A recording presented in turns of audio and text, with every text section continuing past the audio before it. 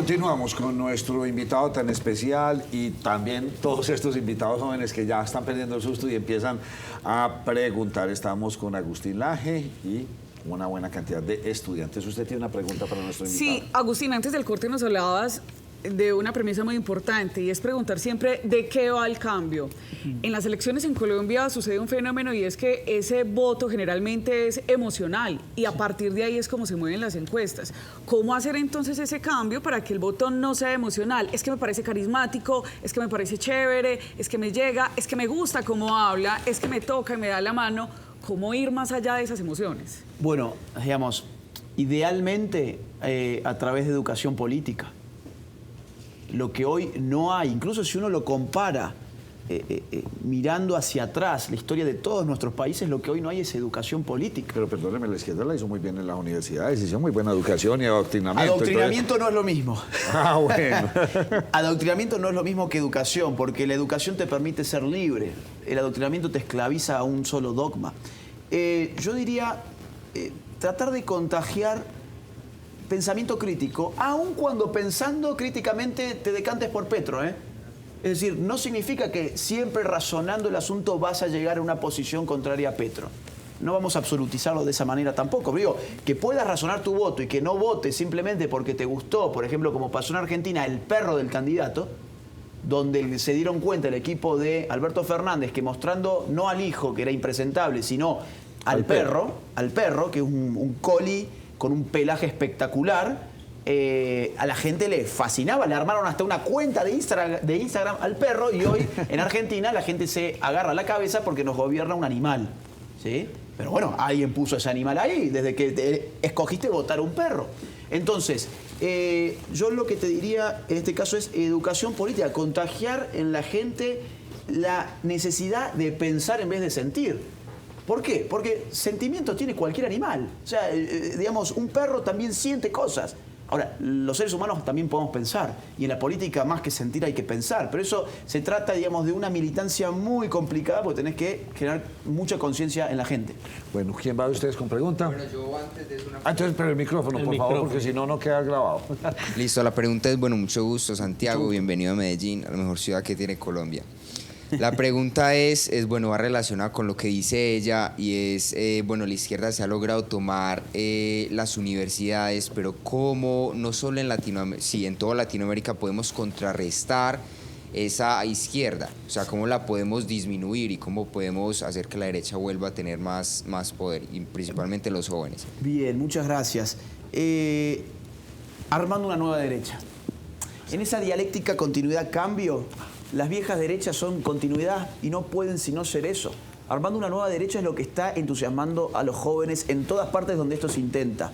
Fíjate vos la cantidad de jóvenes que va a ver a Milei, que van a los eventos de Vox, la cantidad de jóvenes que siguen a Donald Trump, a Bolsonaro, a Kast.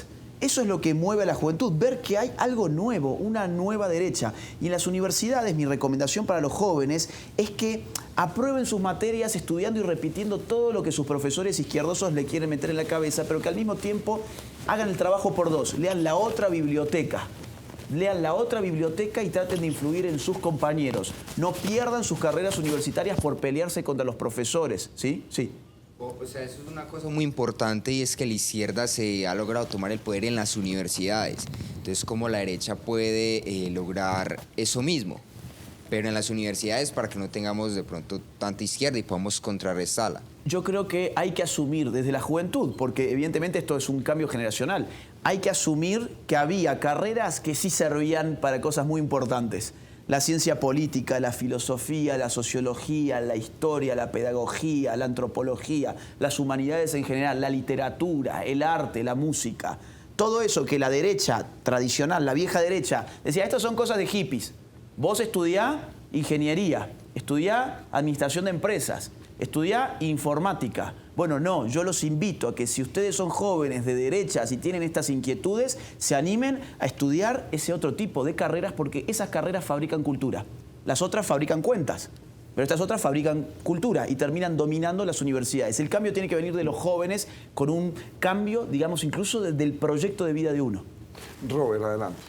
Agustín, un gusto conocerte y escucharte. Para la izquierda, Marx es un rockstar, pero de pronto lo que mucha gente no sabe es que Marx no le gustó trabajar. Marx vivió de un matrimonio rico, Marx lo mantuvo Engels, a Marx lo echaron de la Universidad de Bonn y de la Universidad de Berlín. Entonces, podríamos decir prácticamente que la izquierda se ha convertido casi que en la religión de los perezosos y del resentimiento social. Sí, efectivamente, la izquierda es la religión del resentimiento social porque hay una gran diferencia entre la frustración y el resentimiento. Podemos estar frustrados por muchas cosas, podemos fracasar por muchas cosas. Yo no conozco a nadie que no haya estado nunca frustrado por algo. Messi, que se supone que es el mejor jugador del mundo, tiene frustraciones y fracasos, no ha ganado nunca la Copa del Mundo. O sea, hasta Messi, que nosotros pensamos que no puede tener ningún fracaso, sí que lo tiene. Ahora, el resentimiento es otra cosa. El resentimiento es cuando de ese fracaso yo, en vez de hacer una autocrítica, a ver cómo puedo mejorar, cómo puedo salir adelante, necesito empezar a salir a buscar culpables externos. Y la izquierda es experta en señalarle a las personas cuáles son los culpables externos. ¿Fracasó tu noviazgo? El problema es el patriarcado. ¿Tu papá no te dejó salir a bailar porque todavía tenés 14 años? El problema es el machismo. ¿Sí? ¿Quedaste embarazada? Bueno, anda a abortar porque eso no es un hijo, porque este es el sistema heterosexual reproductivo que te quiere madre. ¿Sí? ¿Sos pobre? Es culpa del rico. ¿Sos país culpa a Estados Unidos? Exactamente. Así de fácil. Entonces, digamos, vos fíjate cómo uno... A ver, yo puedo armar, vamos a decir así, un mini mercado, ¿no? Puedo armar mi kiosco. Y mi kiosco resulta que me fue mal y que fracasé y que quebré. Y yo ahí tengo dos caminos. O digo, a ver, ¿por qué quebré? Vamos a ver. Mis precios estaban quizás muy altos, la zona que escogí no era buena, hice mala publicidad, el producto que yo ofrecía no era de calidad. ¿Por qué quebré?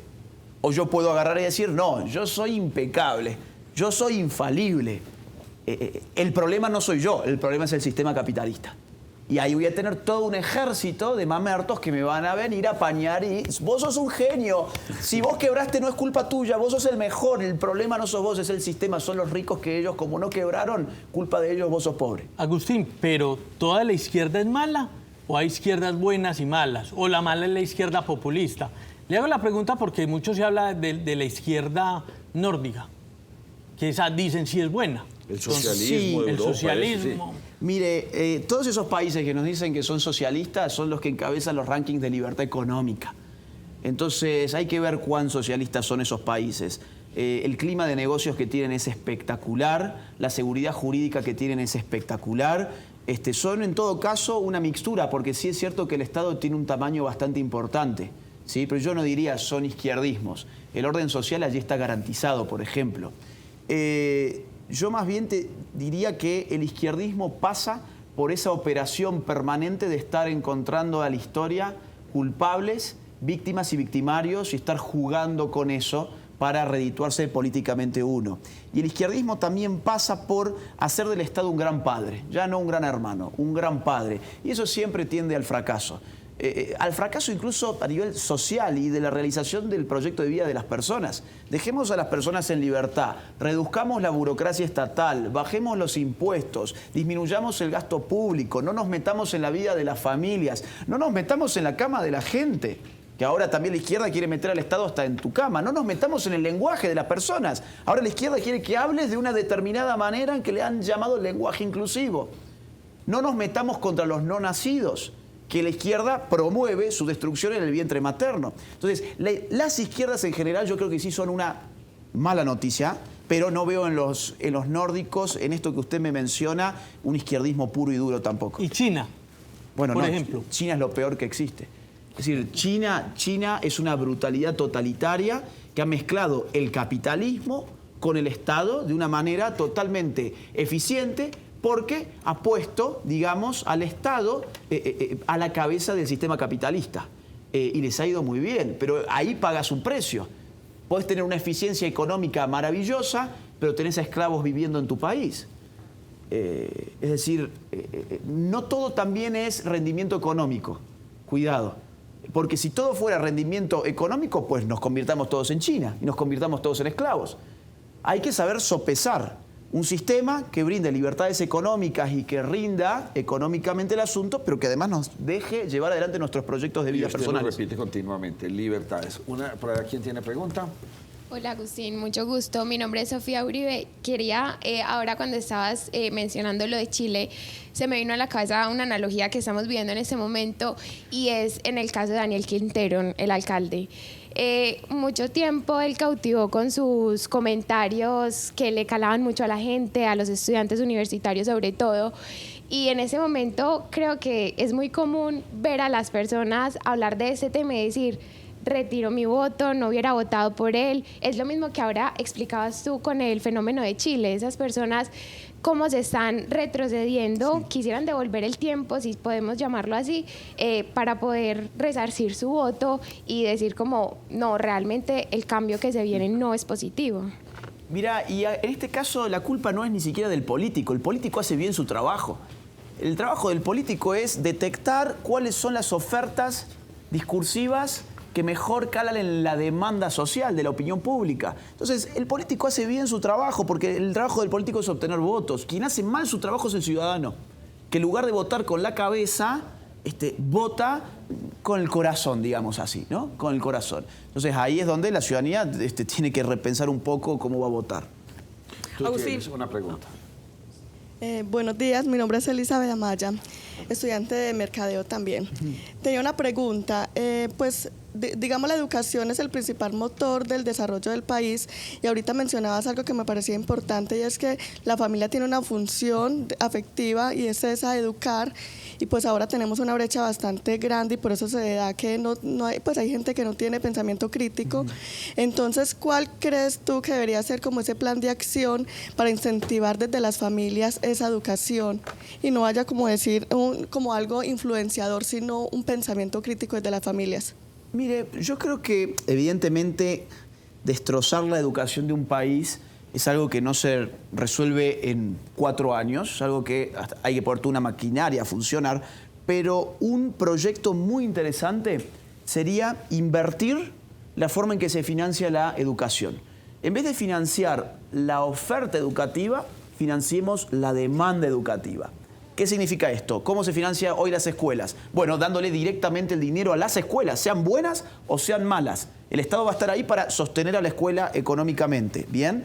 ¿Por qué ese dinero, en vez de dársela directamente a la escuela, no se la damos a los padres de familia en formas de vouchers para que ellos tengan la libertad de escoger a qué escuela realmente quieren enviar a sus hijos? Y cuando ese padre dice, esta escuela es buena y representa los valores que yo tengo, le da el voucher a la escuela y la escuela cobra recién ese dinero en el Estado. Y los pone a competir. Y los pone a competir y a dar buena educación, porque cuando la escuela no dé buena educación, no va a recibir sus vouchers, porque la familia no va a darle el voucher si realmente se preocupa por su hijo a una escuela que sabe que no lo está educando bien. Eso sería una buena política pública. Agustín, quisiera volver al ejemplo que usted nos manifestaba ahora acerca de la serpiente. Esa serpiente con la derecha, que si es picada, pues inmediatamente reacciona.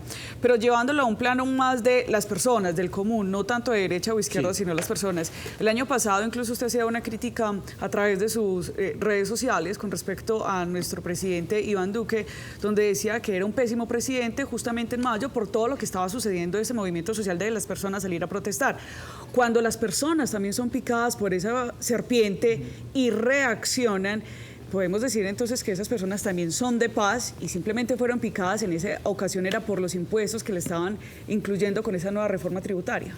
Sí, pero yo te diré que yo nunca vi ninguna manifestación de derechas que salga a destruir la propiedad de nadie, que salga a agredir los comercios de las personas, que salga a reventar los monumentos públicos. Es decir, que estás diciendo que las personas que salieron a marchar y destruyeron, las estás calificando ya o metiendo como que ellos eran los de izquierda. Bueno, es el comportamiento típico de las izquierdas, las manifestaciones de izquierda son así. Pero no puedes decir que en Colombia justamente esos eran de izquierda, o sea, ¿qué tienes, digamos, para mostrar, para decirlo? Porque yo no me estoy yendo a tanto derecha o izquierda, sino las personas que estaban incómodas porque les estaban generando más impuestos. Mire, yo no creo que las personas conservadoras y libertarias, por ejemplo, salgan a destruir la propiedad de los demás. No creo que sea el caso. Yo creo que no conozco ningún caso, además. No conozco, insisto, ningún caso de ninguna manifestación de derechas que haya terminado rompiéndole el vidrio a nadie, destruyendo ningún automóvil, golpeando a ninguna persona. No hay. Las marchas de las derechas no son así. Pues eso lo dice usted, pero... No, es que es así. ¿Dónde está escrito que es así? Bueno, deme entonces un ejemplo donde no sea así. ¿Qué marcha de la derecha, por ejemplo, de los últimos años ha generado un destrozo Pero ¿por qué social? llamas que eso era una marcha de la derecha o de la izquierda? Es que más allá de la derecha o de la izquierda... Bueno, porque a ver, si uno revisa los discursos de los políticos de izquierdas, empezando por Petro, ellos inflamaron todas esas marchas. O sea, la izquierda capitalizó políticamente. Sí. Hasta tal punto que incluso se vieron vínculos hasta con el ELN en ciertas zonas. Sí.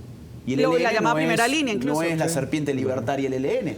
Entonces yo te diría, si vos conocés alguna manifestación de las derechas de los últimos años donde la gente haya salido a romper los vidrios, a rayar las casas de los demás, a destruir los edificios públicos, bueno, quisiera saber cuál es ese ejemplo. Yo no lo conozco, sinceramente. Por eso mi pregunta iba más a no el tema de vandalismo, que fue reprochable completamente en Colombia, porque acá en Medellín lo vivimos muchísimo, sino esa serpiente que está mordiendo a la persona del común e inmediatamente reacciona saliendo a la calle a protestar.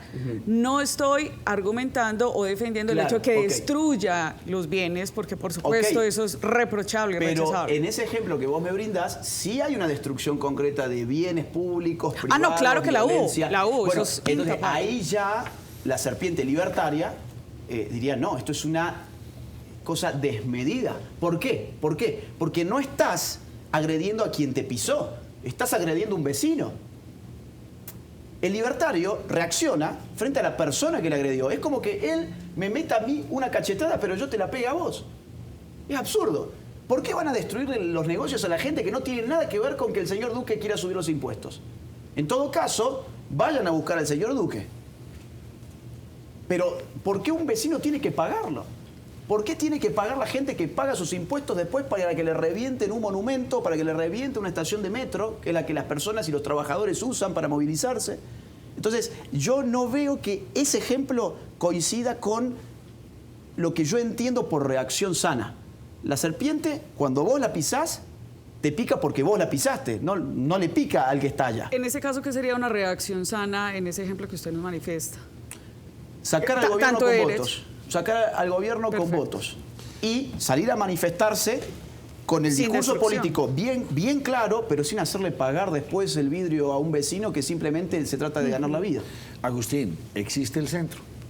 Sí, existe el extremo centro además, lo que parece una contradicción en sus términos. El centro es algo que está totalmente lavado, es algo que simplemente es un oportunismo que va viendo para dónde sopla un poquito más el viento, me va el viento un poco más para la izquierda, voy a tomar algo de acá, me sopla un poquito más hacia la derecha, tomo algo de acá. El centro es la opción más cómoda de todos, por eso generalmente hay una campana de Gauss en nuestros países donde todo se va muchando hacia el centro.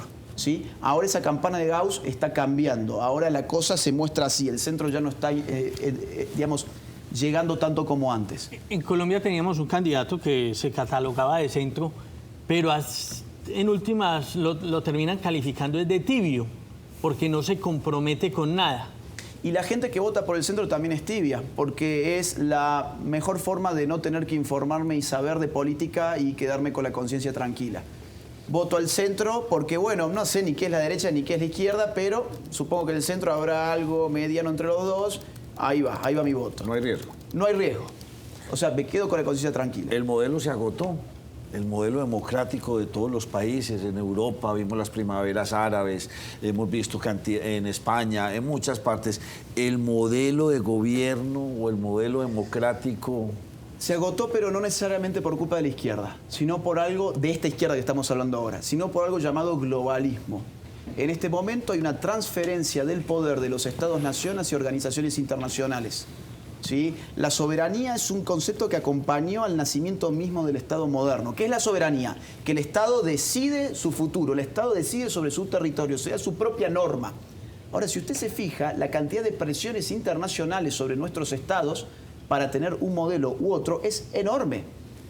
El tema del aborto, que lo hablábamos recién, fue una decisión de Naciones Unidas del año 1994 en la conferencia del Cairo, una conferencia que se llamó Conferencia de la Población y el Desarrollo, donde se decidió que a más tardar para el año 2015 todos los países tenían que legalizar el aborto.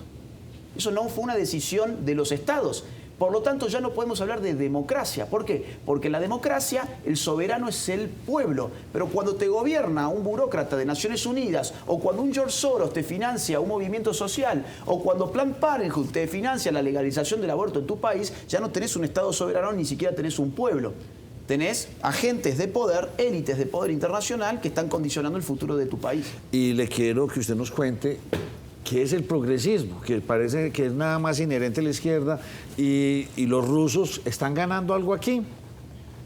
No, los rusos yo creo que acá andan en otra cosa. Los rusos miran a América Latina como un espacio geopolítico de influencia donde no importa si tu país es de derecha o de izquierda, mientras pueda hacer un contrapeso al poder de Estados Unidos, los rusos lo van a apoyar. Venezuela, por ejemplo, el régimen de Maduro, que bueno, tiene la simpatía del Kremlin, sin embargo, ¿por qué es la simpatía? Bueno, porque es un contrapeso regional a los Estados Unidos, pero es un asunto ese geopolítico. El progresismo es otra cosa. El progresismo es la ideología que te dice que todo lo nuevo es bueno, ¿no?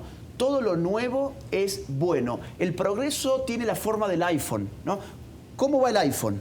Bueno, el iPhone 10 es mejor que el 9, el 11 es mejor que el 10, el 12 es mejor que el 11 y el 13 es mejor que el 12.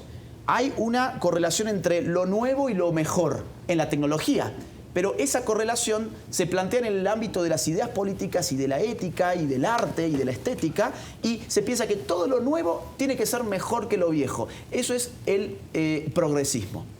Preguntas de nuestros jóvenes. Bueno, mi nombre es Juan Sebastián Pérez, soy ingeniero, pues estoy estudiando ingeniería electrónica en la Universidad de Envigado. Mi pregunta va orientada a dos cosas. Primero, quiero poner un panorama político. Realmente yo he visto o pues he tenido la percepción de que la derecha realmente no es una derecha como tal, sino que se ha disfrazado.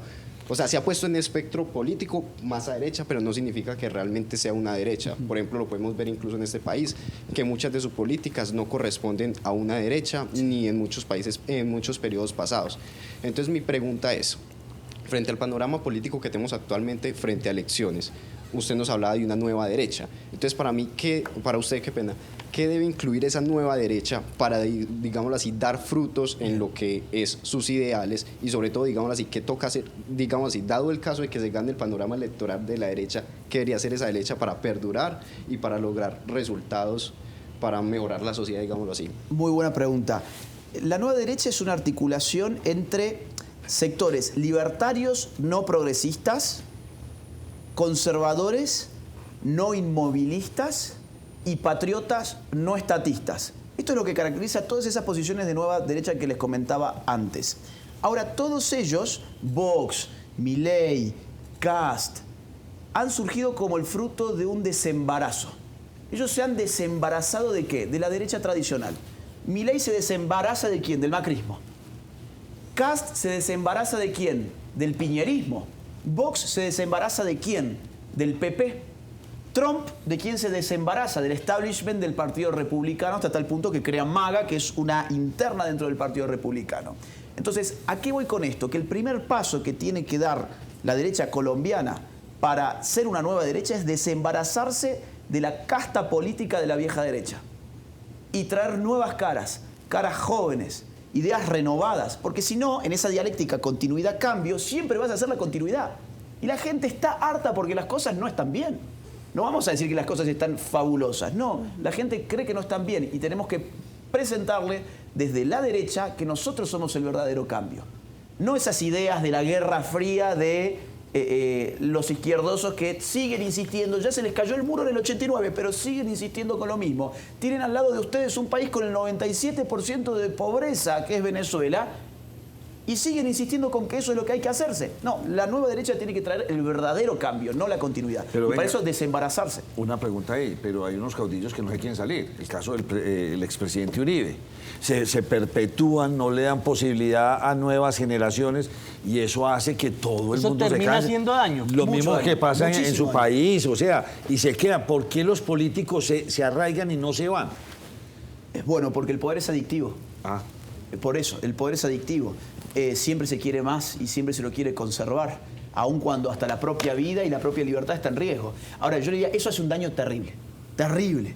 Que el caudillo que ya se le pasó su cuarto de hora quiera seguir manejando los hilos, es algo que uno tiene que aprender, digamos, a dar un paso al costado, y los otros, los jóvenes, tienen que aprender que ustedes tienen poder para armar cosas nuevas.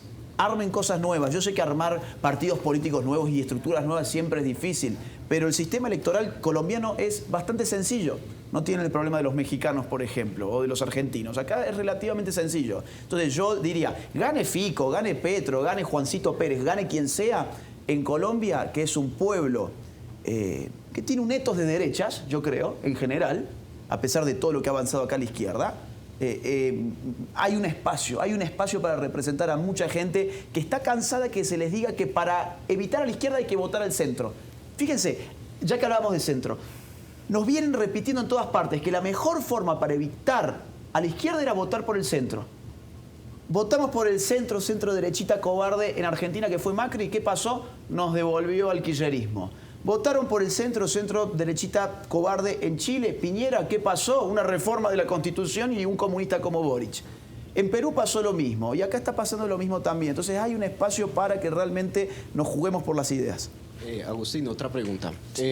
Digámoslo así, hay una cosa que también he percibido mucho, y es que la gente no conoce realmente políticas de derecha ni de izquierda. Realmente se basan es como un espectro. Por ejemplo, aquí se basan más que todo es en la violencia, ¿cierto? Digámoslo así, en unas guerrillas de bases comunistas y quienes las enfrentaron. Sí. Pues no realmente tienen unas bases de derecha. Y otra cosa, digámoslo así, en ese mismo aspecto, las políticas de los países exitosos, ¿cierto? Porque digámoslo así, la fórmula ya existe, o hay muchos países que lo representan. También podemos ver como Singapur, como podemos ver Corea del Sur, muchos países que incluso empezaron más tarde que nosotros en unas situaciones más deplorables de salidas de guerras, lograron ser países hoy en día de primer mundo. Por ejemplo, por el ejemplo de Corea del Sur, que su guerra fue en más o menos mediados de los 60. Entonces, digámoslo así, ¿qué son esas políticas o esas formas o modos o caminos que los llevaron a ser exitosos, que se tienen que aplicar? Porque realmente la gente no los conoce. La gente, como vos decías, cree que todo es el papá Estado, sí, y que el Estado es el que proveerá, mientras que es el individuo el que lo promueve. Entonces, ¿qué son esas políticas que nos llevan a eso? Bien, son dos puntos distintos. El primero, sí, es cierto, acá en Colombia, precisamente por el asunto de la guerra interna, la gente ha visto la política como un asunto casi bélico. Digamos, está la guerrilla y está quienes lo combaten. Pero ese escenario empezó a cambiar cuando se llevó adelante el acuerdo de impunidad. Ese escenario, digamos, tiene poco futuro. Ya está cambiando, hasta tal punto que el relato sobre la guerra interna en Colombia ya está cambiando también, como ha cambiado en todos los países que vivimos guerras internas similares. En Argentina, en, digamos, nada menos que 30 años, los terroristas pasaron a ser jóvenes idealistas que querían un mundo mejor, y los militares que combatieron a los terroristas terminaron todos presos, ¿sí? Entonces, yo te diría, está bien que vos veas que esa es la inmediatez del conocimiento político del colombiano de a pie, digamos así, medio, pero empezá a trabajar otros problemas y otra representación y otra identidad política, porque lo que se viene es muy distinto de eso. En segundo lugar, ¿cuáles son las políticas públicas de un país exitoso? Yo te diría, yo no mediría solamente el éxito por el resultado económico. Evidentemente el resultado económico es fundamental, y ahí el éxito viene de liberar el mercado, dejarle a los individuos que ellos tengan la posibilidad de escoger qué hacer con su dinero, o sea, no reventarlos en impuestos, estimular la inversión, abrir el comercio internacional, ¿sí? Esas son las medidas que han hecho prósperos a países. Incluso vos ves el espejo que hay entre Corea del Norte y del Sur, y bueno, te darás cuenta que donde quieres vivir no es en la del norte, sino en la del sur. Entonces querés imitar más bien lo que hizo la del sur y no la del norte. Ahora, insisto, un país exitoso no es solamente exitoso porque tenga un buen PBI per cápita, etc. También es un país con éxito porque la gente vive en libertad. Y la libertad no solamente es económica. La libertad es también académica. No puede ser que nuestros chicos estén asfixiados en las universidades porque no se les permite pensar. El otro día, en una universidad, un chico me contó, aquí en Colombia, ¿sí?, que perdió 8 materias porque le dijo... pues debatió con su docente sobre el tema del aborto. Y ese docente se lo comunicó a muchos otros docentes y el tipo terminó perdiendo el año entero. Eso es asfixiante. La libertad religiosa, curas perseguidos en México, digo, no nos vayamos a Medio Oriente, en México. La libertad de los padres de familia para educar a sus hijos. Vos, fíjate, hablamos de muchas otras libertades. La libertad de expresión, que no me estén diciendo de que porque yo no pienso como un izquierdoso, yo tengo un discurso de odio. ¿Sí? La libertad de expresión, todo eso hace también a un país exitoso. Usted y después Salomé, ¿listo? Bueno, listo. Tomando ese punto, que iba a preguntar otra cosa, pero me gusta eso, y es que podemos tener en cuenta en este momento que China es el segundo país más rico del mundo, casi que el primero, pero, o sea, podemos decir que un país exitoso, pero limita las libertades. Usted en China no puede hacer cualquier cosa, ya el Estado está por todo lado. Entonces, ¿podrías considerar que China no es un país exitoso? No, exactamente por eso, porque yo no quisiera sopesar el éxito solamente en una plantilla de Excel. En China, el régimen psicopolítico está tan avanzado que incluso hay cartillas de conducta social, ¿no? Entonces, si vos te pasaste un semáforo en rojo, por ejemplo, ya tenés un punto menos acá. Si vos compraste un libro contra el régimen, te bajamos un punto de tu cartilla de conducta. Si vos además estuviste haciendo una publicación en tu Facebook en contra de Xi Jinping, te bajamos más puntos todavía. Y en algún momento vos vas a querer sacar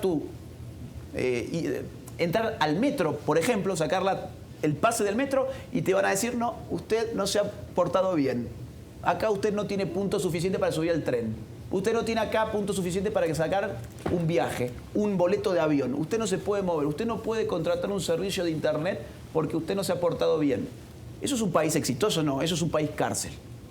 Salomé. No, pero bueno, antes de eso, entonces, podríamos decir, listo, China es muy exitoso económicamente y es comunista, ¿no? 100 años lleva siendo comunista, pero entonces podríamos decir que la democracia podría estar en declive en este momento en Occidente. Sí, lo está.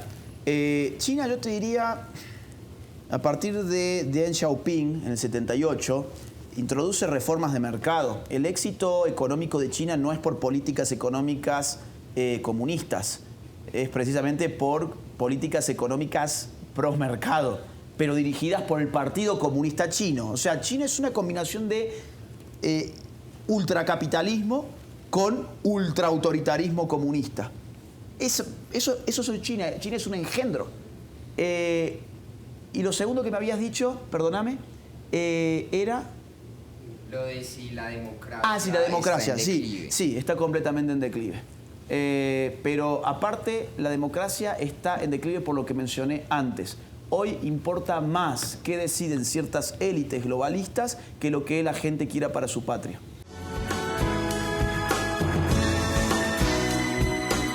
Salomé.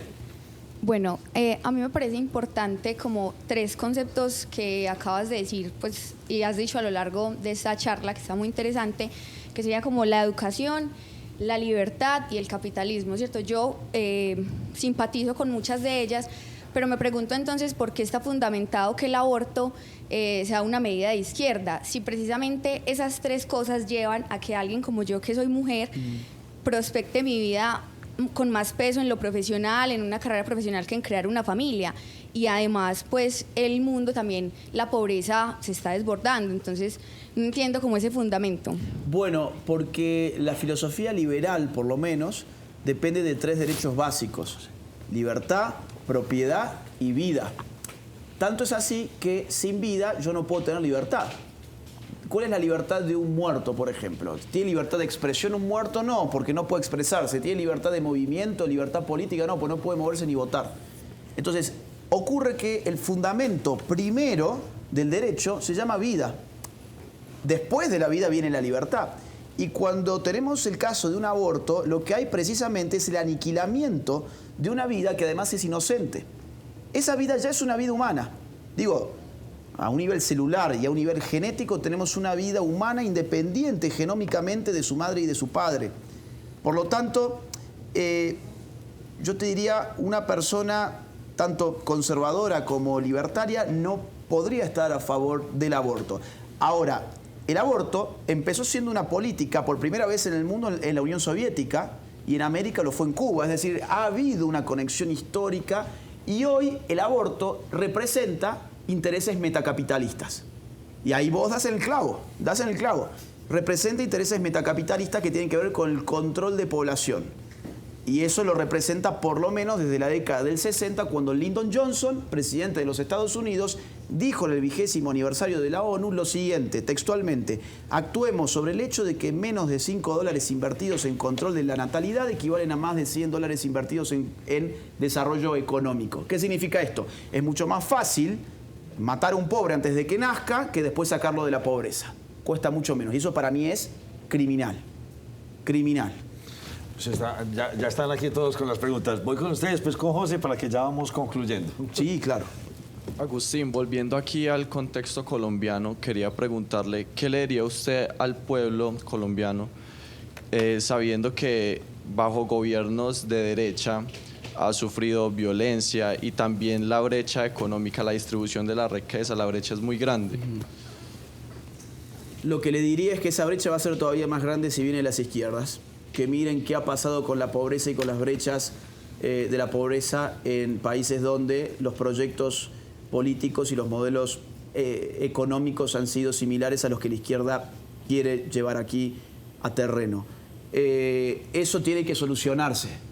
Es decir, a ver, el problema, en definitiva, en verdad, no es, a mi juicio, necesariamente la desigualdad, hasta cierto punto. El problema es la pobreza. Es decir, el problema, porque claro, yo puedo plantear Cuba. En Cuba hay una igualdad tremenda, pero son todos igualmente pobres. Yo prefiero un lugar con mayor desigualdad, pero con menos pobreza, por ejemplo. Y ahí, claro, todos quisiéramos vivir en el paraíso, pero el paraíso no existe. Tenemos que partir de esa base. Lo que necesitamos es generar políticas públicas y económicas que permitan a las personas ser cada vez más ricas, no necesariamente cada vez más iguales. O sea, el problema yo creo que es más la pobreza que la desigualdad.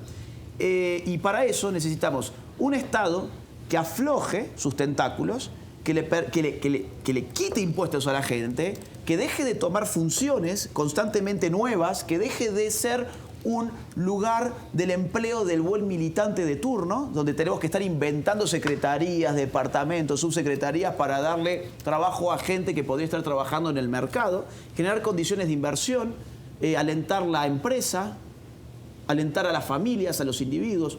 Eso es lo que debería hacerse. No se ha hecho, es cierto que no. Y ese es un problema, pero yo no creo que una medida de izquierdas vaya a mejorar la situación, sino todo lo contrario. Insisto, Venezuela es el ejemplo más claro de todos. 97% de pobres son todos igualmente pobres y todos caminan sobre millones de dólares de petróleo. Últimas 3 preguntas, arranco con usted, José. Agustín, en Colombia tenemos un candidato que efectivamente va liderando las encuestas hacia las elecciones presidenciales, que es Gustavo Petro.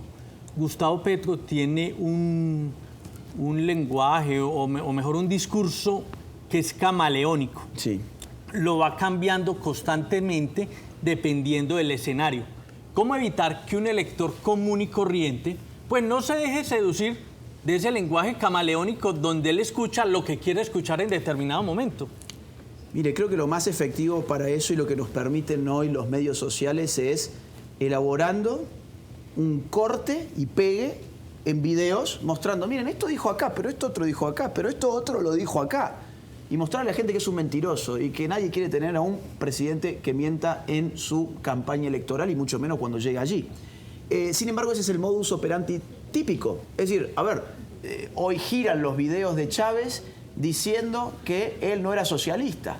Llegó al poder y fue un socialista del siglo XXI. Podemos revisar las entrevistas a Fidel Castro cuando él tenía su guerrilla en la Sierra Maestra y fue The New York Times a hacerle su entrevista. ¿Y qué dijo Fidel Castro? Que él quería hacer una revolución liberal para retomar la constitución de 1940 de Cuba, que era una constitución muy parecida a la de los Estados Unidos. Y la gente apoyó la revolución, incluso Estados Unidos apoyó la revolución quitándole digamos, armas al régimen de allí. Entonces, son mentirosos, siempre han operado así.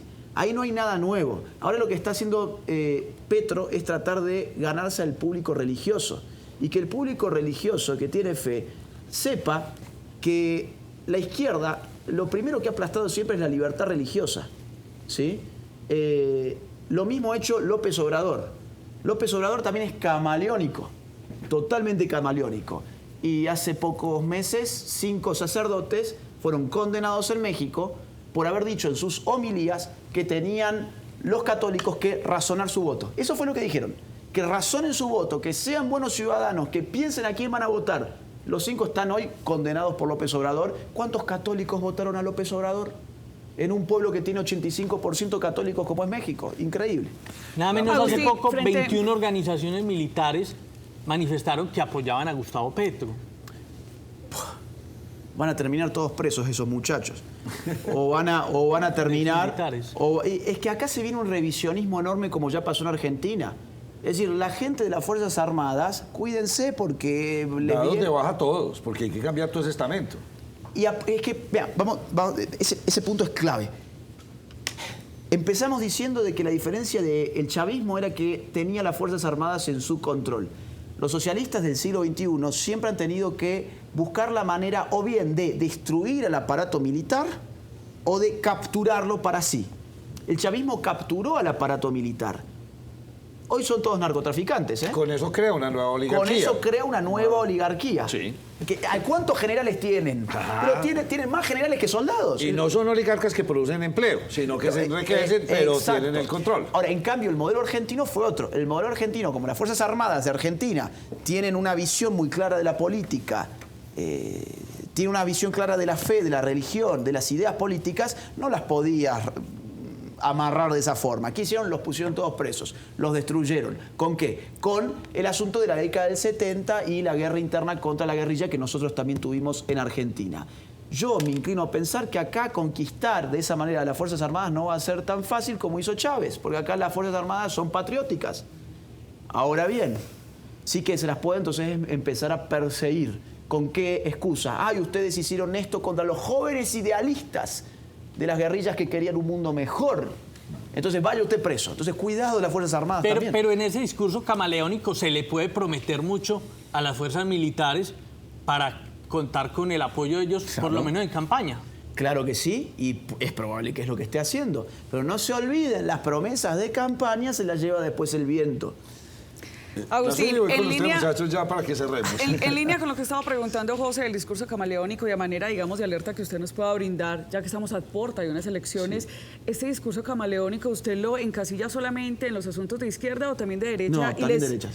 Porque ahí es importante citar 2 ejemplos. El presidente actual, que prometió algo muy importante para los colombianos, mayor cantidad de salario, menos impuestos, se le volteó. Y en la parte local, con el alcalde de Medellín, Daniel Quintero, que ahora una de nuestras estudiantes lo estaba citando, cuando hablaba precisamente de bajar ese costo que estamos pagando por servicios públicos. ¿Cómo advertir, Agustín, sobre esos lenguajes camaleónicos que nos están como conquistando serpientes? ¿O quién Sí. advierte? La pregunta es, Sí. ¿cómo advertir? ¿O quién advierte? ¿Somos los medios? Son los medios, es la sociedad civil, es la gente que hoy informa, porque la gente ya no solamente se informa por los medios tradicionales, se informa también por las redes sociales. Hay youtubers que tienen incluso hasta más impacto que los programas televisivos. Entonces, la gente tiene que advertir. Y por supuesto, la centro derecha ha hecho eso también. Es decir, ha prometido cosas y después no las ha cumplido. En Argentina, la centro derecha de Macri, ¿qué hizo? Prometió defender la vida desde la concepción. ¿Y después qué hizo? Nos abrió el debate del aborto en el año 2018. ¿Por qué? Porque necesitaba tapar los descalabros económicos que ellos habían generado. Entonces, a ver, a mí no quiero que se me interprete como una persona que viene a defender a la derecha o a la centro derecha. Yo lo que trato de impulsar es una nueva derecha totalmente despegada de todo eso otro. Y considero que es atroz que se mientan las campañas políticas tanto desde las izquierdas como desde las derechas. Joven. Agustín, un gusto conocerte. Mi nombre es Felipe Villada. Ahorita hablábamos un poco de que los problemas también vienen desde la educación. Sí. De alguna forma aquí la derecha se ha tomado la educación y a través de la historia han estado en las escuelas de alguna forma imponiendo alguna ideología. ¿Cómo podríamos nosotros, no sé si se trate de principios o valores desde la familia, empezar a cambiar como esas ideologías que nuestros padres de hecho se niegan a cambiarla o al menos a transformarla un poco sin necesidad de ir al izquierdismo, por supuesto, y pues empezar a trabajar en eso, pues porque hablamos de que es un cambio larguísimo que pues no se va a lograr de hecho con un cambio de candidato cada elección? Mira, eso se cae muy fácilmente con el sistema de voucher que yo te acabo de comentar hace un rato. Claro, el sistema de voucher, el Estado, el gobierno, sea de izquierda, sea de derecha, sea de lo que sea, ya no va a tener el poder de imponer cuál es el modelo educativo que el colombiano tiene que elegir, porque le va a transferir los fondos al colombiano en su casa para que él elija cuál es el modelo que le gusta en el mercado educativo. Y el colombiano va a ser él entonces el que rija cuáles son los contenidos que valoran. Vamos a suponer, a mí no me gustaría mandar a mi hijo a un colegio que le enseñen ideología de género, que le digan que la sexualidad depende de su autopercepción y que venga, que se ponga su vestido porque tiene que deconstruir su masculinidad, por ejemplo. A mí eso no me gustaría. Ahora, si en ese sistema aparece un colegio que ofrece eso y hay gente que le gusta eso y quiere mandar a su hijo a ponerse un vestido al colegio, pues le dará su voucher y yo no tendré ningún poder para decir que no lo haga. Y eso es muy importante, es muy importante. Ahora, ¿cómo pueden hacer los jóvenes? Me decías vos, mirá, estudiando. Es decir, esto implica un esfuerzo, estudiando. Hoy, nunca como hoy, ha habido tanta facilidad para adquirir material de estudio. Y esto está muy mal que yo lo diga, pero hoy todos los libros están pirateados por internet. Ni siquiera tenés que gastar. Tenés que empezar a rastrear y te lo bajaste. Pero estudiar no significa mirar TikTok o mirar Instagram. ¿Sabes cuánto tiempo perdemos en Latinoamérica usando redes sociales por día? 3 horas 43 minutos. Ese tiempo, si vos pudieras sacar 1 hora para leer un libro, créeme que todas esas dudas y esos problemas educativos que vos mencionás empezarían por lo menos a solucionarse en alguna parte. Depende obviamente de uno. Yo no puedo querer de que todos me lo den gratis, ¿no? Yo tengo que dar mi tiempo. Me trae usted esta presentación aquí. Este es el último libro. Ese es el último libro. ¿Por qué leer La batalla cultural de Agustín Laje? Porque te va a explicar por qué es tan importante la cultura para el poder. Habitualmente pensamos que la cultura es una cosa, bueno, son las costumbres, las tradiciones, los símbolos, las creencias, las normas, los mitos, las historias. Sí, no es solamente eso. Todo eso que llamamos cultura condiciona nuestra vida. Todo eso que llamamos cultura está inscrito en nuestra propia conducta cotidiana. La izquierda lo ha entendido muy bien desde principios del siglo XX. Antonio Gramsci ha sido su gran pensador de batalla cultural. La derecha no lo ha entendido jamás.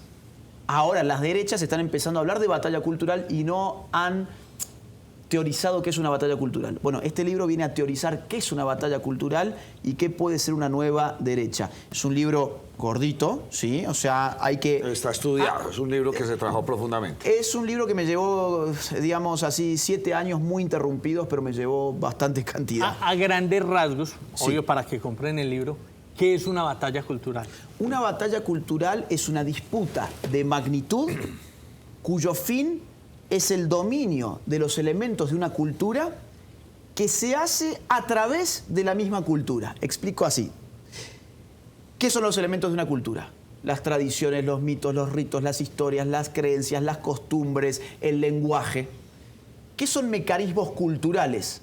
Claro, porque la batalla cultural no se hace con una pistola, ¿eh? No es que yo vengo y te pongo una pistola y te digo, cambia tu lenguaje y ahora habla lenguaje inclusivo. No, yo tengo que hacer eso a través de las instituciones y los mecanismos culturales. ¿Cuáles son? Los colegios, las universidades, las familias, las iglesias, los medios de comunicación, las redes sociales, el arte, la música, el cine, las series, etcétera, etcétera, etcétera. Hoy las batallas políticas están dándose en estos ámbitos. Las escuelas son un lugar de batalla cultural, las familias son un lugar de batalla cultural, las universidades son un lugar de batalla cultural y lo que está en juego son cosas muy importantes que son las que se terminan votando muchas veces en las elecciones. En esa batalla cultural, Agustín, para que nos explique un poco más quiénes vienen siendo los guerrilleros culturales, que usted lo menciona. Ok, a mí me gustó el término guerrillero cultural porque la teoría de guerra de guerrillas supone que el guerrillero cambia las reglas de juego para compensar su debilidad. Claro, el guerrillero está débil frente a un aparato profesional, frente a unas fuerzas armadas que están equipadas, entrenadas. En cambio, el guerrillero, ¿qué hace? Dice, tengo que compensar que tengo menos armamento, que soy menos personas y que conozco menos de guerra. ¿Qué hago? Me voy al monte. Hago que las fuerzas armadas vengan al monte porque yo acá tengo una posición de superioridad en el monte. Así ha funcionado la guerra de guerrillas, en general. Rural, por lo menos. Entonces, el guerrillero cultural es el que sabe que tiene todo en contra.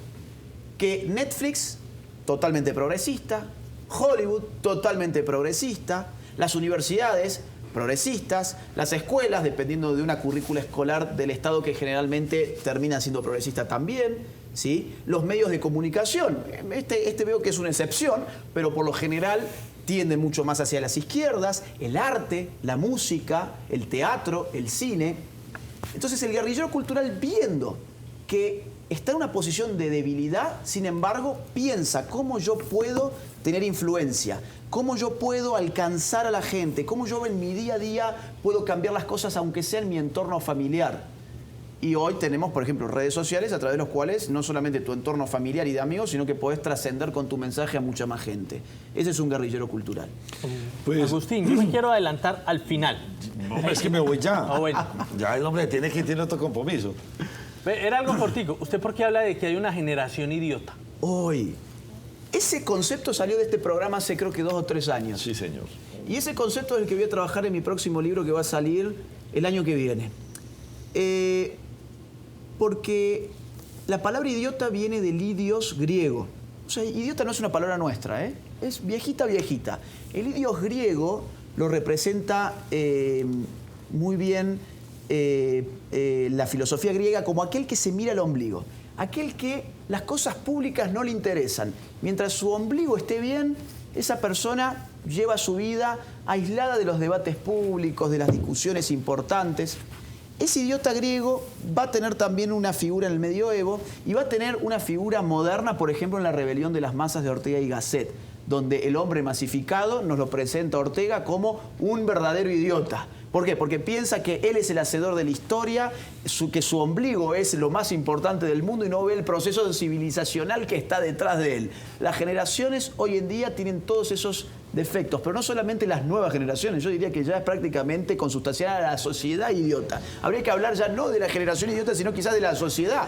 ¿Por qué? Porque nuestra sociedad nunca puede mirar lo bueno que ha heredado del pasado, nunca puede ver el proceso civilizacional que nos ha traído hoy, hasta este momento de la historia. Pensamos que a la historia hay que rehacerla de la nada, que somos todos buenos revolucionarios. Eso es propio de un idiota, ¿no? Y aparte ni siquiera conectan causas con sus objetivos. Están alienados de la relación entre lo que hago y el efecto que genero. Te pongo un ejemplo. Vamos a incluir a la gente con el lenguaje inclusivo. La gente no se le incluye así. Vamos a salvar a las mujeres con el himno feminista. El violador eres tú.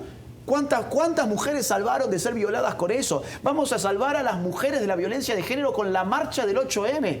¿A cuántas mujeres han salvado de esas marchas? Solamente le han destruido la propiedad a hombres y a mujeres también en las calles. Eso es propio de un idiota. ¿Cuántas personas están copiando esa nueva derecha? ¿Cuántas personas están qué? Están copiando ese nuevo concepto. Bueno, muchos. Esa reinvención. Muchísimos. Somos cada vez más y la fuerza política que está generando es enorme. ¿Y si hay líderes? ¿O no estamos con los mismos líderes de toda la vida? No. Que eso es lo que le está faltando a la derecha. Se quedaron con líderes viejitos y no tenemos nuevos liderazgos ahí. O nos estamos moviendo en espiral. O en espiral. Sí, señor. La espiral de las hormigas. Una nueva derecha necesita nuevos líderes. Eso es una condición, digamos, necesaria. Yo creo que este país va a haber nuevas derechas muy pronto, con nuevos líderes. Así que me entusiasma esa idea a mí.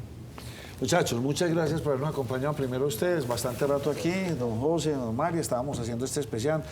Don Agustín Laje, cuando vuelva, aquí está ya saben, aquí se puede sentar con nosotros a conversar bien bueno. Con mucho gusto. Y si no, lo seguimos haciendo ahí por la tecnología, que me gusta mucho. Así y será. ahora me quedo con su teléfono, porque aquí nace ya una amistad. Así y aquí vamos a leer. Y no es el único que tiene. ¿Cuántos libros publicados? 5. 5. Y me están hablando bastante bien por ahí en estos días, cómo es de rico leer todo lo que usted escribe. Ahorita le muestro el chat que me dijeron eso. Qué bueno, me alegro mucho. Bienvenido a nuestra ciudad, a nuestro país. Muchas gracias. Muchos éxitos. Un gusto, gracias. En este peregrinaje Gracias, suyo que es complejo. Muy. Pero bueno, señores, gracias.